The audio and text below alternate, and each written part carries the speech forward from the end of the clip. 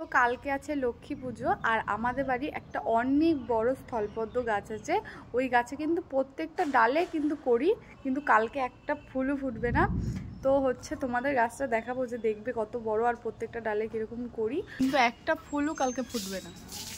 প্রত্যেকটা ডালে করি, দেখো তোমরা প্রত্যেকটা ডালে কতগুলো করে করি, কিন্তু কালকে একটা ফুলও ফুটবে না। আমাদের পাড়ায় 3-4টে বাড়িতে হচ্ছে এরকম স্থলপদ্ম গাছ আছে। ওনাদের বাড়িতে আজকে ফুল ফুটেছে 5-6টা করে, কিন্তু কালকে একটা ফুলও ফুটবে না। তো আমাদের বাড়ির থেকেই সবাই ফুল নিয়ে যায়। এই বছর আমরা কারোর বাড়ির থেকে আমরাও নিতে পারবো না, তারাও নিতে পারবে না। এই বছর বাজার থেকে কিনে নিয়ে এসে পুজো দিতে হবে। তো আমাদের বাড়ির যত বড় একটা গাছ, আমাদের ওই গাছে মানে এইরকম টাইমে 15-16টা তার বেশি করে ফুল ফুটতো। এই বছর একটা ফুলও আসেনি এখনো অবধি। তো দেখতে পাচ্ছ কিরকম করিয়ে এসছে আমাদের গাছে, প্রত্যেক বছর এরকমভাবেই করিয়ে আসে।